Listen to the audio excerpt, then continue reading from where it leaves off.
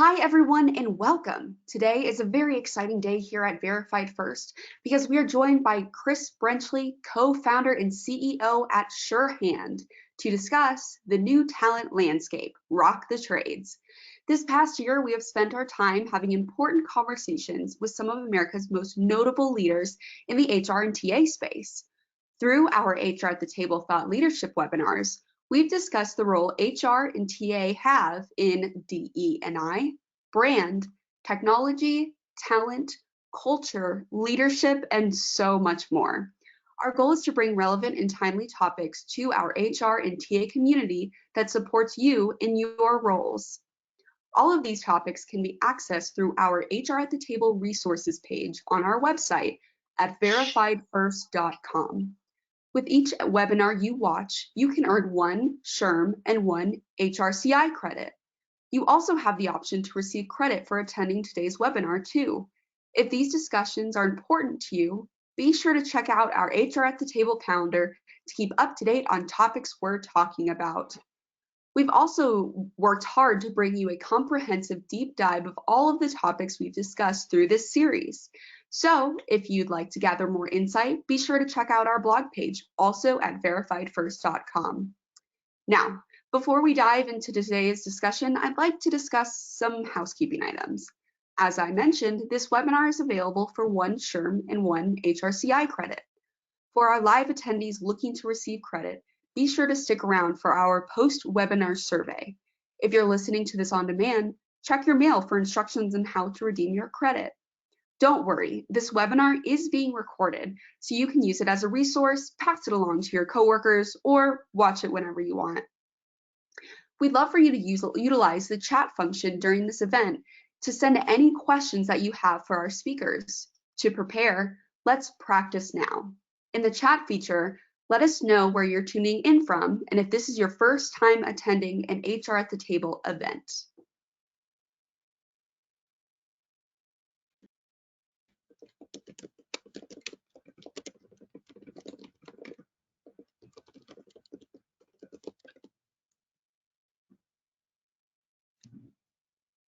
Awesome, thank you guys.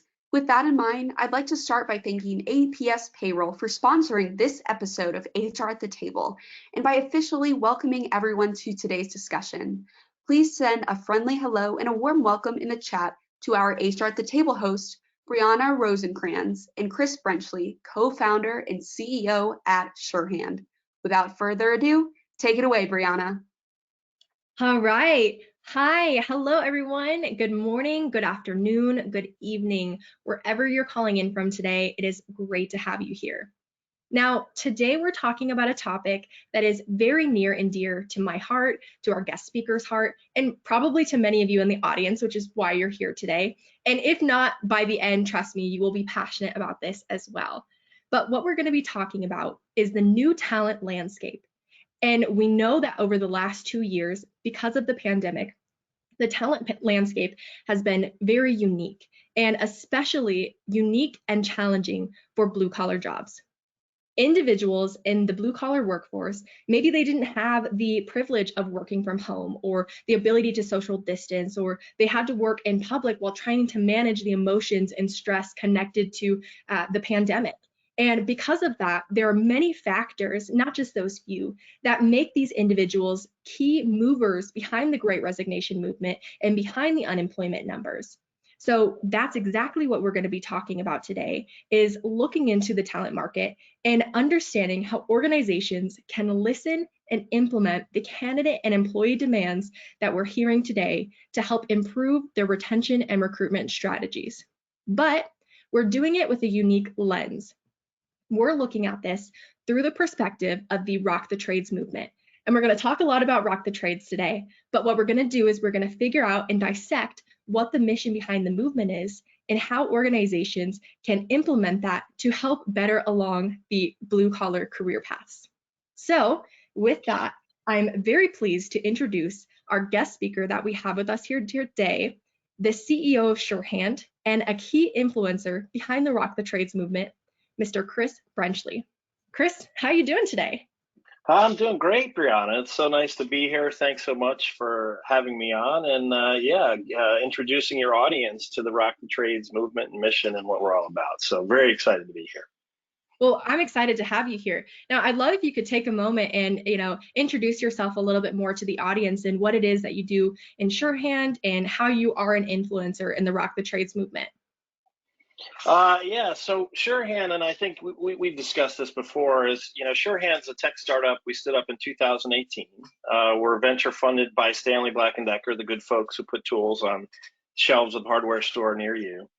And, we stood the company up as sort of Match.com for industrial employment. We had done a lot of research around friction in the industrial talent ecosystem and realized that technology, AI, machine learning, and some other tools could be deployed to remove a lot of that friction and really provide industrial employers across energy, manufacturing, and construction a faster, more cost-effective way to find or connect with best fit skilled trade or semi-skilled industrial talent. So much of the investment and energy out there in the HR tech space, probably for obvious reasons, but was centered primarily on the white collar world. So we felt there was a real opportunity to, again, apply those technologies, but do it in the industrial setting. Yeah, and it's a very cool movement, and I think it's something definitely needed, and we're going to explore that a little bit more today. I do have to call out as well, we did do an interview with Stanley Black& Decker last month with the CEO, or sorry, the Chief Talent Officer, Min Hua. So if you guys are interested in listening to that episode, he had some fantastic information, so highly encourage you to go and listen to that past episode. Now, with that, I want to go ahead and introduce myself. My name is Brianna Rosenkrantz, and I am the Partner Marketing Manager here at Verified First. And I'm also the 2022 season host of HR at the Table. So this is my second episode of hosting. If you're interested in following along with this journey, please check out verifiedfirst.com, connect on LinkedIn. I get to interview really cool people like Chris over here in the HR and talent acquisition space. So I hope you can continue to follow along with this journey. But I want to remind everyone again, please use that chat function. We're here for you today, so we want to answer as many questions as possible. And Chris is a very intelligent, wise man, so please let's pick his brain a little bit.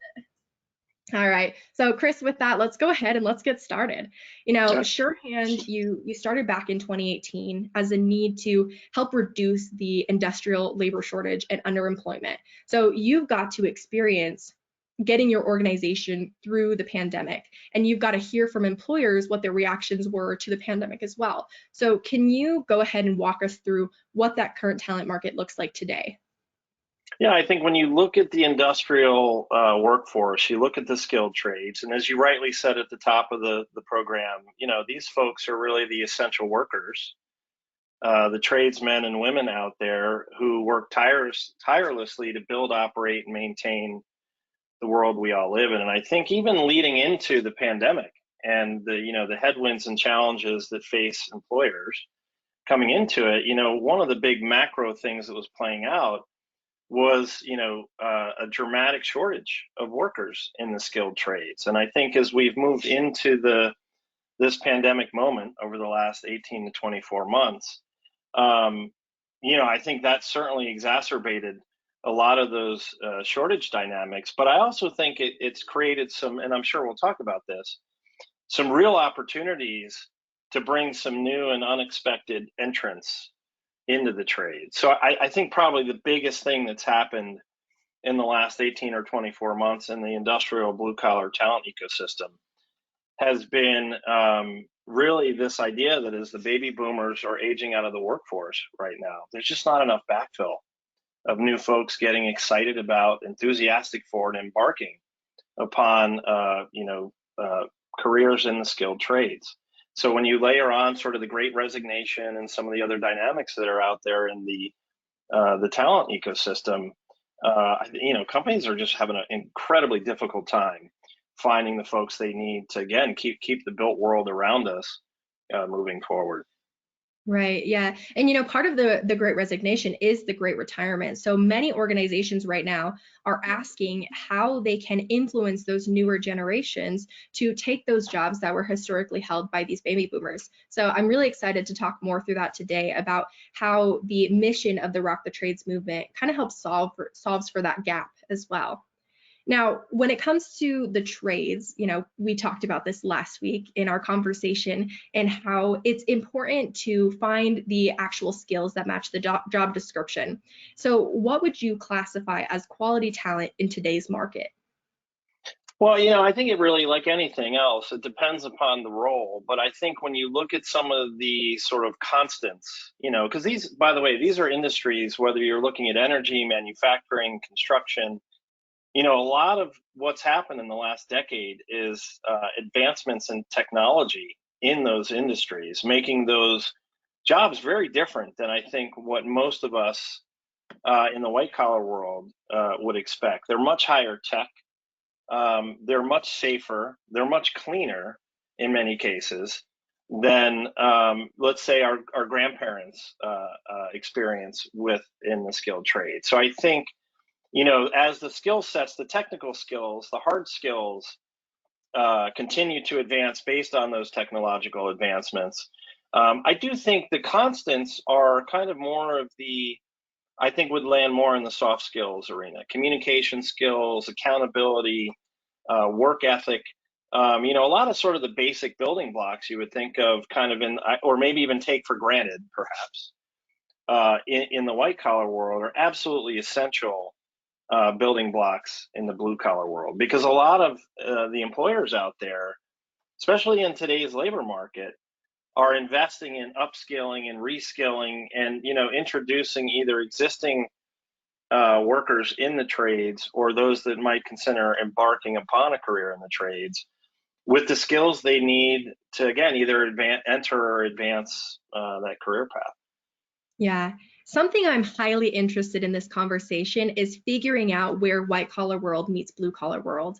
And you and we've talked about this in the past a little bit, but I think that's something where both different worlds can come together and come to an understanding to better each other. In the corporate world, there's many different types of activities that we're working on, whether it's in improving employee mental wellness or well-being, or whether it's DE&I training. I think there's many things we do there that can also implement into the blue collar workforce and vice versa. So that's something that I'm going to love your perspective on this. I already know. But with that, what have you seen to be the current demands for the people in the blue collar workforce right now in terms of when it comes to looking for jobs? So, I think it really in the blue collar world, so many of these jobs are non-exempt, either based on hourly rates, per diem, daily rates, with per diem and so on associated with some of those roles that are more transient, right? Not necessarily fixed on a given job site or in a given factory. But I think, above the nuts and the bolts, which are really, really important, I think one of the things that we're starting to see, particularly with the newer generation of folks entering into the trades, and with Rock the Trades, as I shared with you last week, we're really focusing the camera, as it were, turning it around and focusing it on those tradespeople that are, have incredible narratives around their career arc, their journey, how they got into the trade. So I think a big part of it starts with just becoming aware of the fulfillment that can come from making and from building, right? And so that really speaks to a lot of the folks that we run into that you might not otherwise expect to pursue a career in the skilled trades, and yet they're going to do it. So I think this idea of above the sort of earnings potential, which, by the way, there's dozens of studies out there you can find, but if you look at sort of the career earnings arc of someone that goes down the college degree, white collar career path and hold it up against someone who, let's call her Janie, decides to is fortunate enough to become an apprentice, let's say with IBEW, she's an electrician or wants to be. When you look at the career arc of those two folks, I mean, the ability to have a significantly rewarding career in the skilled trades is essentially on par, particularly when you factor in student debt burden, with someone who goes down the white collar career path. So I think a lot of it is, I think, in the past, perhaps these trades were sort of, there's no question that over the last 30 to 50 years, there's been this relentless prevailing narrative that has undervalued vocational training, career technical education, union apprenticeships, with this like college first, college by default mindset. And a big part of what we're pushing back on with Rock the Trades is that narrative. There's nothing wrong with college, but there's a lot of misperceptions out there, a lot of misinformation around these career paths. And, frankly, as I've said before, there's no white collar world without blue collar workers. This webinar doesn't happen without folks pulling fiber along, right of way and the railways, maintaining cell towers, building laptops and cameras. So we just think it's really important for folks to stay mindful of that. But I would say beyond the nuts and bolts compensation components, it really is about the kind of work that folks have the opportunity to get their hands on and really develop their skills and advance them as they go. Yeah. And I think that narrative that you were talking about is so key here in this movement. My brother and my dad are both electricians, so they are skilled tradesmen. And I was talking with my brother, to prep for this conversation, kind of asking him what his experience was like in the trades and what the benefits were. And I remember him telling me that he only gets one PTO day a year, which was drastically different from maybe what I experienced in a white collar job. And, when I was talking with him more about this, he was saying, well, I chose the alternative path. I decided to go into a trade, and it was kind of looked down upon that, instead of going to college, he took this other route. And, my reaction to that was exactly what you were saying. You take a look around you, everything in your scope right now was created by a skilled tradesperson. So I think that's so important to keep in mind as we continue throughout this conversation today. But yeah, and I think I was just going to say, just to build on that a bit. I mean, I think that when you look at the skilled trades career paths, these are not sort of binary decisions where you say, oh, I'm going to go, I'd like to start off, learn a trade, which by the way means you'll have a job for life.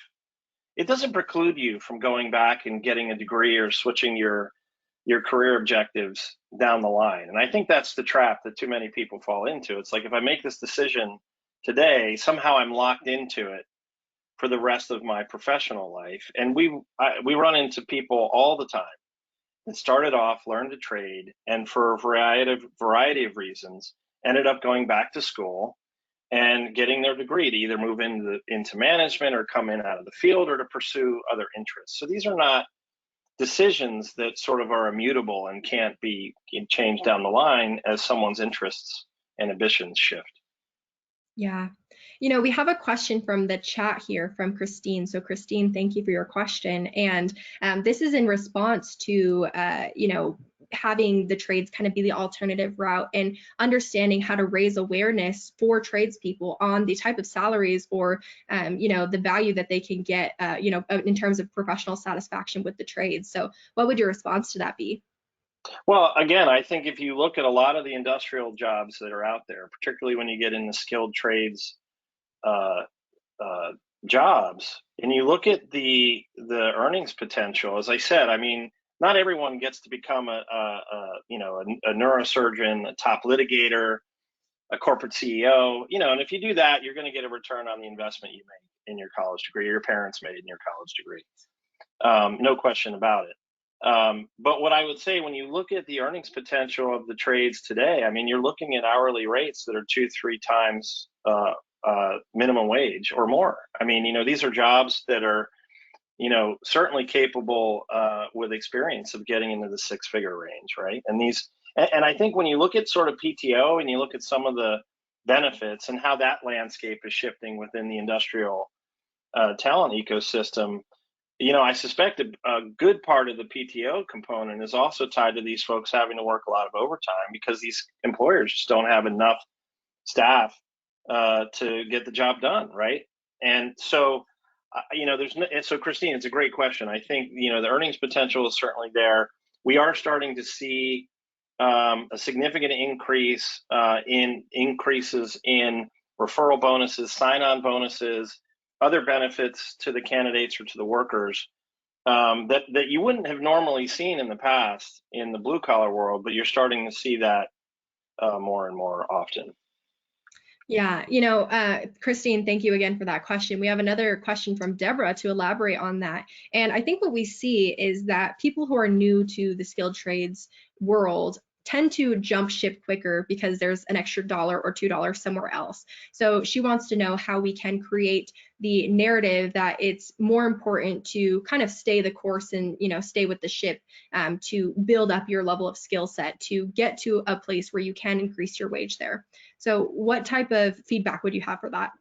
Yeah, so a great observation, and I think I have this perspective more broadly than the blue collar world, but I truly believe with the incoming generation of workers, Generation Z, let's say, and the millennial generation before them, I've seen this steady shift toward focusing on the kind of the not so much what does your company do, but sort of the why and the how you do it, right? So mission and purpose are things that are sort of really important in the world that we live in, right? So when you have this dynamic where, and you're right, the blue collar workforce, as I said, is very focused on the nuts and bolts and earnings potential, and they can be fairly transient. They will move for $1 an hour more somewhere.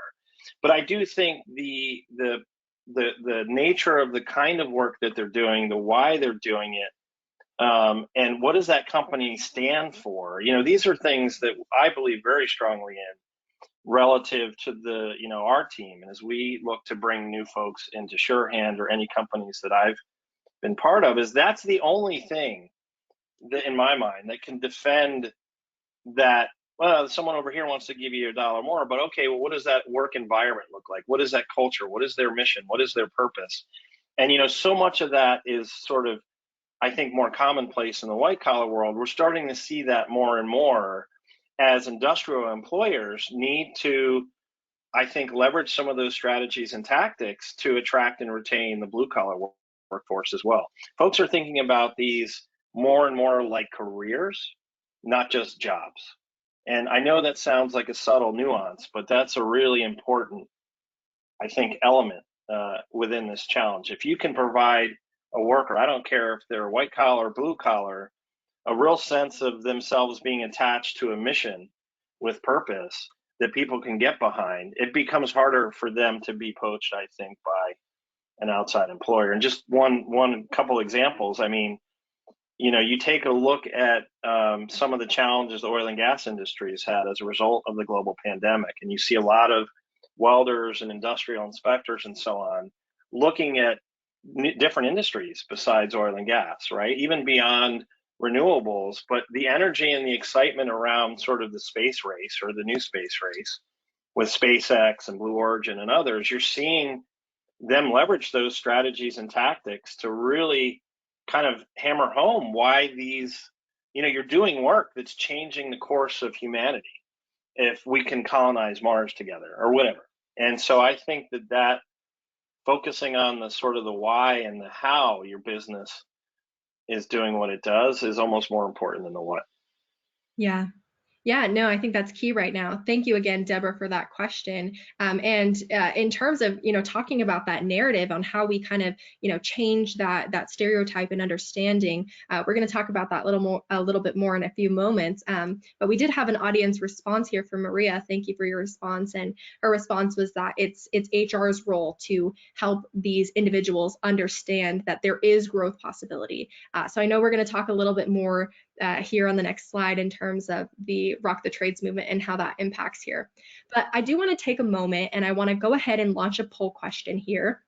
And really the idea is, as we talk through today's conversation, I want to understand the needs and priorities for your organization today. So, with this, we want to understand what is on your HR and talent acquisition wish list right now. Is it to reduce time to fill with, all the competitiveness going on in the market right now, high turnover rates? Is it to improve the quality of hire? With Surehand's mission for Rock the Trades, their idea is that they're matching people with actual skills tradesmen who meets the qualification for the jobs. Is it to increase compliance when you're recruiting talent? Is it improving your onboarding efficiency? There's actually studies out there that show that onboarding is a key component for understanding someone's retention there. And surprisingly, a lot of people actually say that onboarding tends to be one of the things that is the most ineffective for them. So something that organizations are continuously looking to improve. Or is it to increase that candidate engagement, improving that experience to get more individuals into your organization? So Chris, based on what your organization has seen, you work with many employers who are employing people in the skills trades. What would you say is on their HR and talent acquisition wish list? Well, again, I think what goes along with the shortages and sort of the awareness issues that we've been talking about in the trades and the industrial workforce. I do think that one of the things we're starting to see beyond an increase in comp and bonuses in terms of referral or sign-on bonuses out there, we're seeing organizations, I think, really focus on different acquisition channels than, say, you might expect. I think social media has certainly increased in terms of its usage and how those industrial employers are really branding their company, their mission, as I talked about, the why and the how they do what they do. And they're doing it in a way that is really becoming very employee-centric, right? Like, I think we live in a world where, whether Yelp got us here or Amazon, but I mean, we live in this sort of ratings and reviews driven kind of world. And I think that, companies are focusing a fair amount of energy on, showcasing those fulfilled, happy, and engaged employees on their social media channels as real narratives for what it's like to work at Acme Incorporated or whatever your company. So I think social media is playing a big role there. And I also think in the industrial space, the other thing we're starting to see more of is companies really engaging directly with high schools, trade schools, community colleges, really plugging into that pipeline of talent in the similar way that, law firms or the accounting firms, and finance firms back in the day, would really engage those top programs to find talent. I mean, we hear all the time from trade schools that the demand is so strong that, their students are getting multiple job offers before they even graduate those programs. So I think in the blue collar world, it's probably even a more acute challenge for employers than it might be sort of in the broader talent ecosystem. Right, yeah. Well, let's go ahead and look at these poll results and see what are the priorities for, the people on the line today. So it looks like here, the highest one we had was actually improving quality of hire, which definitely makes sense. You want to match individuals that have the right skills with the right job. And then that second one there is reducing time to fill, which that makes complete sense with how competitive the market is and with how high of turnover there is right now, especially with the Great Resignation as well. Awesome. Well, thank you everyone for taking that poll. Oh, Chris, did you have something else to add there? Yeah, I was just going to say, I'm not surprised by those results either, but I would say this is, I think, the key to sort of the focus of what, when we describe Surehand as Match.com for industrial employment, it's really poking at those two dynamics or needs, right? Which are, the nature of talent sourcing has traditionally been very transactional, right? So it's job boards, staffing firms, recruitment firms. You need to hire someone, you spend some money, pay the toll. It's very transactional, right? And what we're focused on, and I think we're seeing a shift on more broadly, is this idea of, I think, more continuous talent sourcing approaches, where it's sort of like, identifying your needs for your business well ahead of when you actually, what are the forecasts for those talent needs? And then really starting to create and nurture those relationships ahead of time, with passive candidates and so on. I think it's a big part of what we're focused on is using technology to help TA teams not have to start with a pool of hundreds of applicants. And, you're lucky if, well, certainly in the blue collar world, you're lucky if 10, 15% of those applicants have the skills they need to do the work, right? I think you're doing really well if that's your outcome. And moreover, because there's so much volatility in the labor markets right now, having the ability to directly connect and engage with passive or active candidates in what I'll call more of an outbound sourcing manner versus waiting for it to come to you is, I think, a shift that we're going to start to see more and more of, really, frankly, across the white and blue collar domains. Yeah, no, I think that's exactly right. We talked about the sourcing methods and how organizations are struggling to figure out how else to source candidates, but I think that passive play can be really key here. So with that, I want to go ahead and jump into talking a little bit more about rocking the trades. So Chris, as the expert here, can you tell us a little bit more about what the Rock the Trades movement is? Yeah, 100%. And I'm not the expert so much as I'm the evangelist. Let's say that. The skilled tradespeople, they're the experts out there. But what I would say, as I said, we stood up Surehand in 2018. We hit the pandemic in 2020. And like many companies, we were forced to reflect on, okay, how is this going to affect our business? We don't really know what's going to happen. But our beachhead market, as I said earlier, was oil and gas. And that industry took it pretty, the effect of the pandemic had on that industry was significant. So we were forced to do a few things. And one of them was we realized we had this aha moment that as important as it was or is to give industrial employers a better way to find the needle in the haystack when it comes to best fit trades talent, that the real problem really sat at the top of the talent pipeline. And then, as I said earlier, there's just not enough people embarking upon career paths in the skilled trades, right? And as I said, the baby boomer generation aging out of the workforce, you're seeing significant shortages, right? I mean, AWS, American Welding Society, forecasts a shortage of over 300,000 welders by 2024.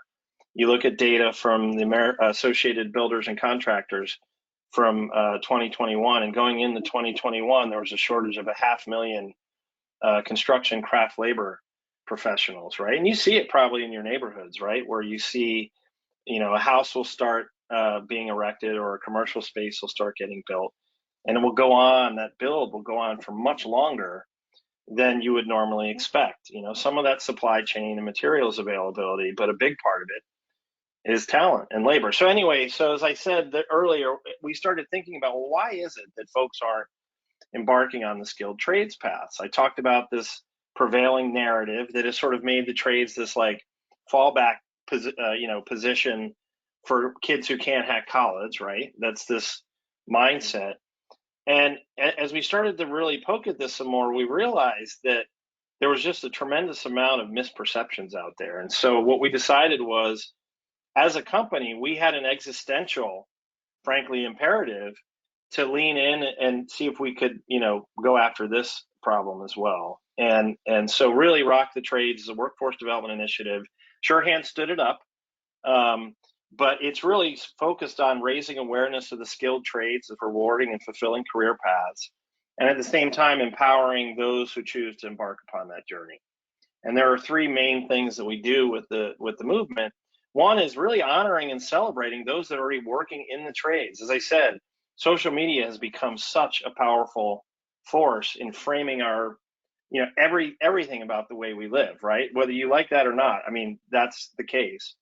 And in this regard, what we're doing with our Rock the Trades Rockers roster, these are unpaid influencers across the skilled trades that represent or reflect faces you'd expect when you think about an iron worker, let's say, and unexpected faces. And what we're doing is we're really showcasing their journeys, their narratives, their experience, is so that folks that might be trades curious and not really sure about what they want to do in their professional life, whether that's a middle or high school student, someone separating from military service, white collar folks tired of doing Zoom calls all day, and we believe those narratives are really the most effective way to sort of demystify the trades themselves. And then the other two sort of legs of the stool are, information in this regard is so powerful. We found that there's just, when you think about the broader industrial sector, you look at the trades here in the US and Canada has very similar dynamics. There's just the trailhead to embark upon these career paths is not well lit. In that, we talk to so many different tradespeople. It's like, well, how'd you become a welder? How'd you become a mechanic? And it's always, well, like in your case, it was my parents' business. I got into it through family, or, my buddy's girlfriend's sister's pal was a mechanic and he got me involved in this. There are all these sort of like happy accidents. And we just think there's a real opportunity to really elevate the trades to their rightful position beside white collar career paths, so that they become first choice career paths. And again, regardless of whether someone is smart enough or has the skills to get into college or start a white collar career path, that might not be what they want to do. So really trying to create that positive mindset, and in some ways kind of rebrand the trades as like, making is cool, building is cool, and it's essential. And I think the more we can do that, not just in the blue collar world, but more importantly in the white collar world that we live in, the more we can get that message out, demystify that, see parents celebrating their child on social media getting into welding school or an apprenticeship program. You see it all the time with folks getting into college. I would love to see more of that with folks pursuing those skilled trades career paths. Yeah, we actually have a question from Christine here, and she wants to know how you can dispel the stereotype, albeit erroneous, as we know, with parents and others. So I think that's exactly what you talked about. That's where my question comes in, is whose buy-in is needed to invest in the trades movement? So, look, I think one of the coolest things about the initiative, and as I said, we stood this up as Surehand, but the intent from the very beginning was to make this a big tent initiative, right? I mean, for us to do this as one organization, and again, I'm not naive. This is a multi-generational problem. It's not going to take years. It's going to take decades to turn this, right?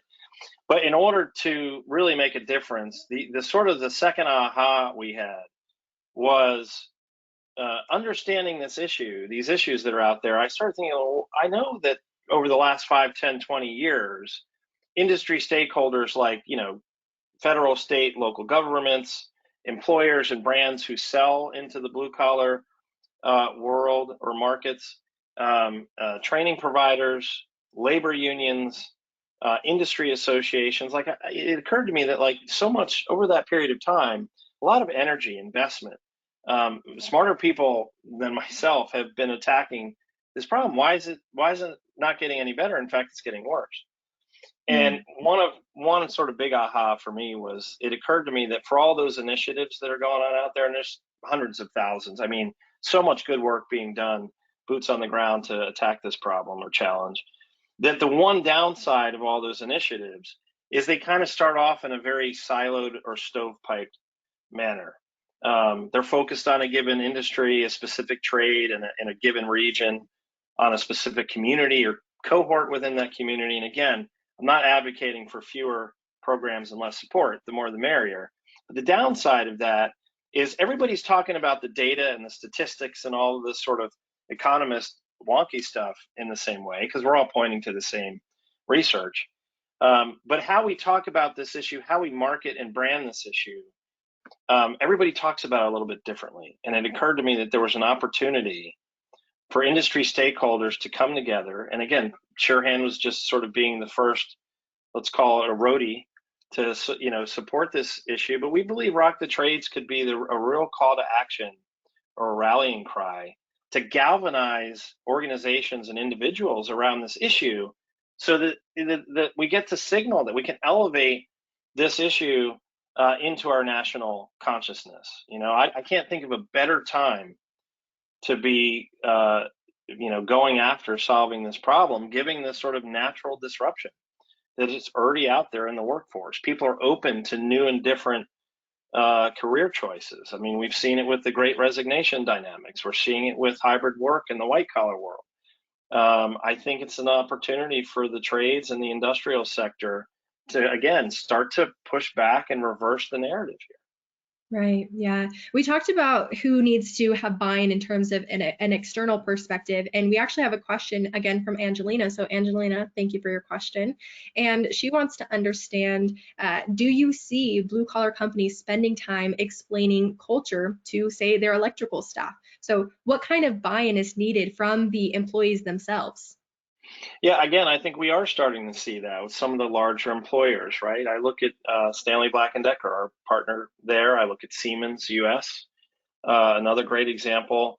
The amount of work that they're doing in terms of again showcasing those that are in those industrial roles and the critical nature that those roles play in the survival and growth of those businesses. You're seeing more and more of that on social media. You're also seeing, I think you're also seeing a shift with those employers in terms of, again, looking at really all collar roles in a more similar manner. So when it comes to benefits or perks or other incentives, upskilling, training, I mean, we're seeing a lot of manufacturing companies, for example, because of the labor shortages, bringing on folks that have good core soft skills, have the interest and ambition to learn how to work on an assembly line or be trained up on new technology and tools. Again, I think there's probably no better time to consider a career path in the trades because of some of those dynamics. So I think this idea that there's sort of a line blurring between how these companies are sourcing and hiring is happening. And I think the last piece is really important, is DEI. I think when you look at the skilled trades, the participation of women and other underrepresented populations is significant when you look at those trades. I mean, particularly with gender diversity. I mean, you're looking at most trades are sub 10% participation by women out there, and you're seeing more and more. If you go look at our rocker wall on rockthetrades.com, you'll see some amazingly talented, powerful forces of nature, ranging from early 20s on into their 40s who are in the skilled trade. So again, I think DEI plays a big role in how those companies portray their position on those things. I think in the long run is going to yield some benefits to them. Yeah, I think that definitely answers into the funnel question as well. Exposing the opportunity to individuals who maybe haven't seen themselves represented in a career like that. So, your rock the trades, what do you call them, rockers? Yes. It's wonderful to see that that's part of the movement, because I think that's so key. Having that representation in a career path that is, totally. A totally amazing career path to head down, despite maybe the idea that they should be getting a college degree or whatnot. Well, and I think attacking it, I was just going to say, I think attacking it with those influencers is a big part of the strategy, because, so much of the dialogue has been from parent, teacher, guidance counselor to student, like if we're looking at middle and high school students. And if you don't get them interested in the middle school, chances are they're going to track toward a white collar career path if you don't really make that impression early. But we really believe that those influencers and those stories, their narratives, and as you said, imagine being again, I'll call her Janie, 15-year-old who sees a Barbie the welder or a Shannon Tomosco the electrician. Like, they see someone who looks just like them doing really cool work. That has an impact, particularly if you can do that early on. And so we really believe that influencer, those social media channels like TikTok and Instagram, that's where these kids are. I mean, that's the content they're consuming and the way they're consuming it. So again, making sure that social media and that kind of content marketing, really, in terms of building your employee brand for candidates, is a key component.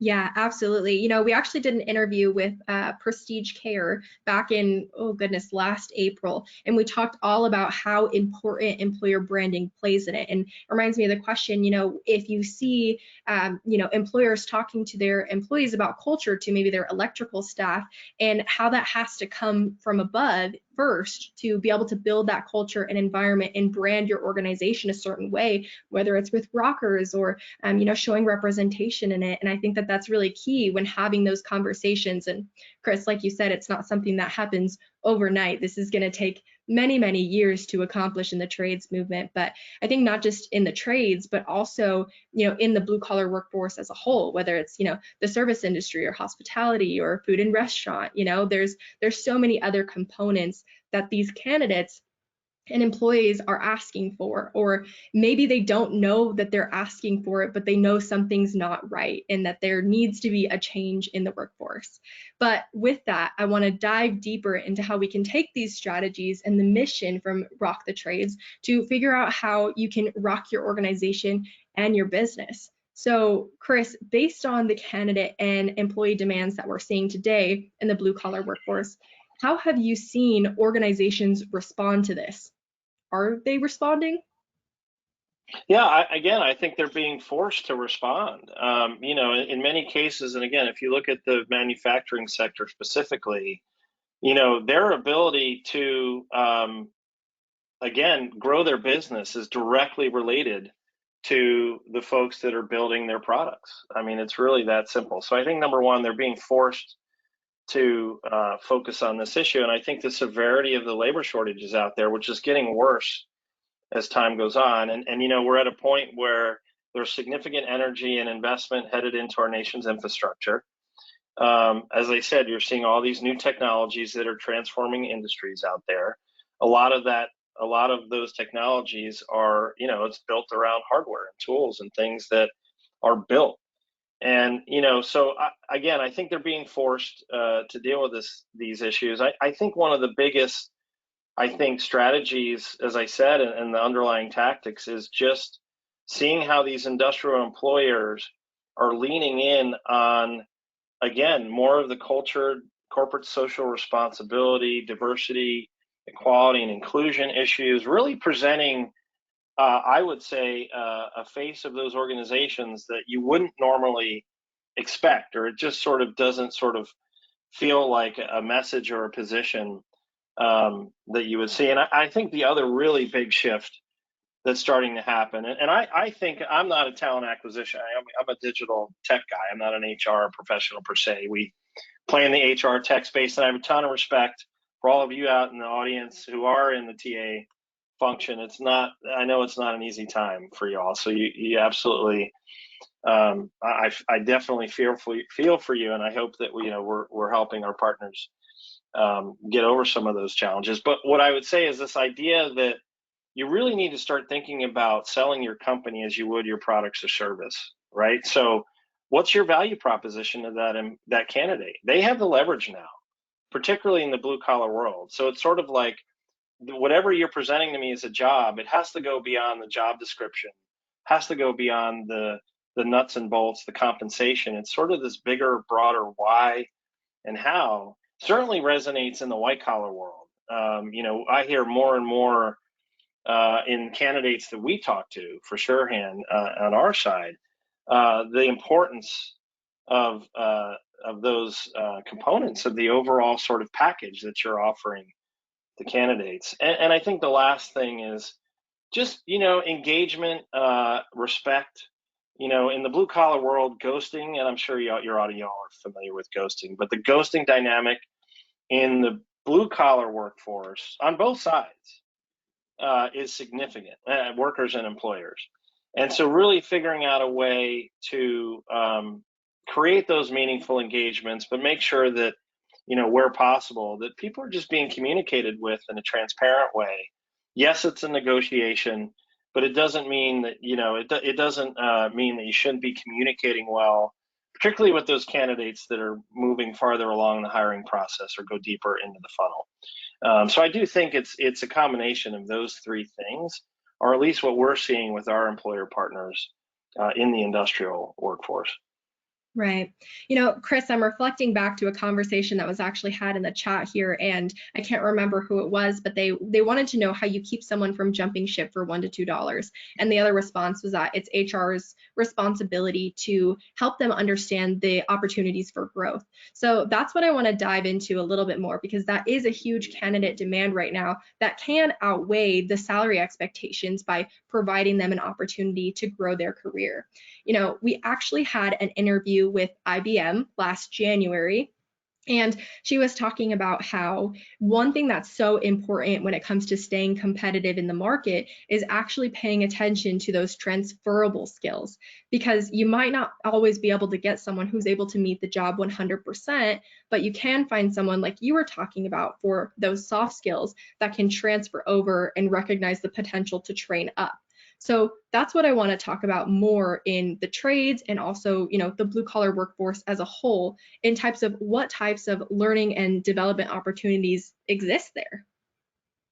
Yeah, look, again, I think this is an area where technology is significantly advancing the ability of these employers to rapidly skill up their workforce, really white or blue collar workforce. But when you look at the trades, so much of that work is hands-on, very technical, very mechanical in nature. And, so you're seeing a lot of technology like virtual reality, augmented reality, start to give these employers a scalable, effective way to skill up their current workforce. But I think it actually starts kind of higher up in the process. And, many of the audience members today, I'm sure their organizations are already doing this, but I think a big part of it in the blue collar world is also getting into that sort of skills inventory, competency assessment domain, where it's really understanding, like, what does my bench strength even look like when it comes to the blue collar workers that are on my payroll, and using those technologies that are continuing to advance to really identify what are the skills gaps within my organization. What are the, as you said, skills that can be transferable from one trade to another within the organization, or one, job site or particular application within my organization? How can those baseline skills sort of translate? But you got to understand, I think, where you are before you can come up with a strategy or plans to then close those skill gaps through those learning opportunities. And again, I think, I'm sure your audience members have seen this. There's no question in my mind that when you look at the millennial and the Generation Z, compared to, I'm an early Gen Xer, you can tell by my Santa beard, I'm early 50s, but I think that professional development, growth, learning, taking on new challenges, that is such a big part of what I think the younger generation workforce is looking for out there. And I think you see that, at least in the younger trades folks that we're talking to, the ability to turn those early experiences into career paths that can last a lifetime, and really again accelerating their skill acquisition, their earnings potential that goes along with that. Those are all huge components of, I think, what a lot of the industrial employers are starting to do out there as it relates to the blue collar workforce. It's just it's one way that they can be competitive and keep someone from leaving for, I think about it and say, to leave for $1 or $2 an hour, or whatever the relative salary increase is.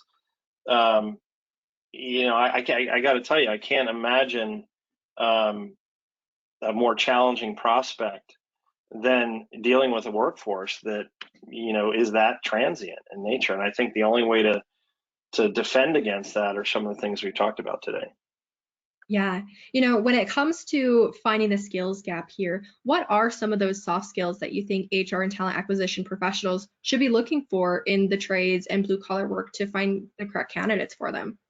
Well, again, aside from the hard stuff, we talked about it earlier, I really think, work ethic, accountability, ambition in the sense of, or aptitude, someone who's interested in developing those skills, taking on new challenges. I'd say a lot of that is sort of very similar to what we look for when we're hiring a white collar professional for a non-trades position. But those core building blocks are absolutely essential.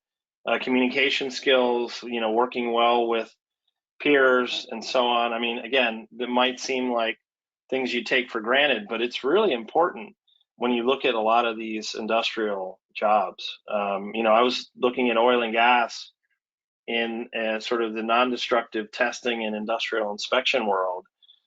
Something like 50% of their candidates end up dropping out, or they end up losing them after being onboarded as a result of some of these basic issues. So I do think that an emphasis on soft skills, looking for folks that have those qualities, that's going to start to sort of shift, I think, the perception of the culture in the blue collar workforce, what it's like to work in a factory or on a job site.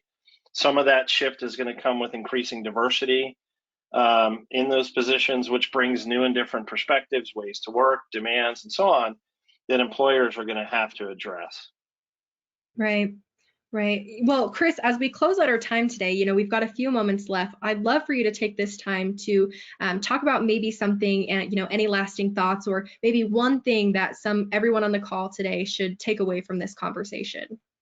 Yeah, well, thanks again for having me on, Brianna. I've really enjoyed the conversation. I hope the audience got some great questions. So hopefully that was informative to you all. I know that this program is not typically focused on the skilled trades or the blue collar workforce, but to me, I think that's part of the opportunity we have together. And I think the one thought I'd leave with your audience, and I try to do this myself, is as you go about your daily lives, whether that's driving to the office or the grocery store or to your children's school, as you're making that trip, just stay mindful of the tens of thousands of skilled tradespeople and industrial workers who made that trip possible, like on a per trip basis.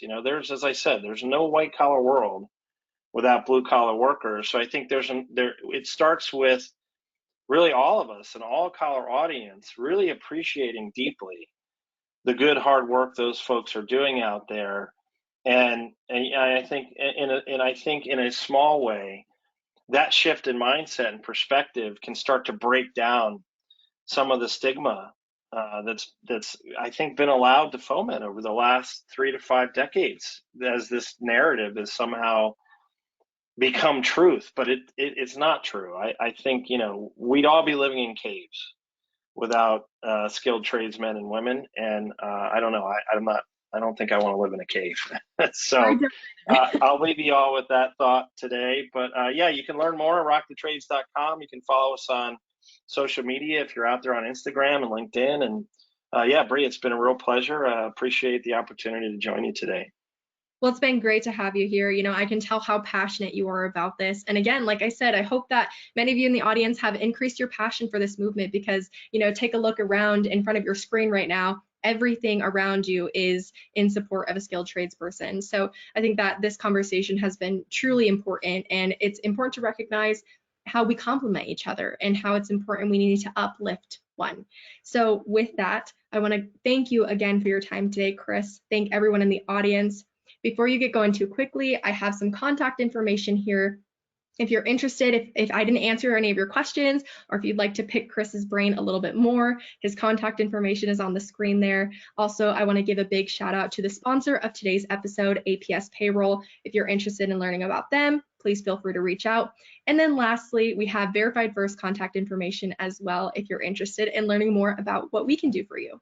Now, with that, I want to go ahead and thank everyone again. If you're interested in snagging that SHRM and HRCI credit, stick around just a little bit longer. And Amanda, you can go ahead and take it away. Awesome. Well, that about wraps it up for today's discussion. I want to thank everyone for your attendance today, our guest, Chris from Surehand, our host, Brianna, and especially our sponsor, APS Payroll, for making this episode of HR at the Table possible. We'd love to hear what you thought about our webinar today, so please make sure to leave us some feedback on our post-webinar survey. For our live attendees today, stick around just a little longer for our post-webinar survey to redeem one SHRM and/or one HRCI credit. For any on-demand listeners, check your email for instructions on how to redeem your credit. We'll be sending out the webinar on demand in case you want to use this for reference or send it to a colleague. Also, stay tuned for more HR at the Table webinars and for blogs deep diving into today's topic.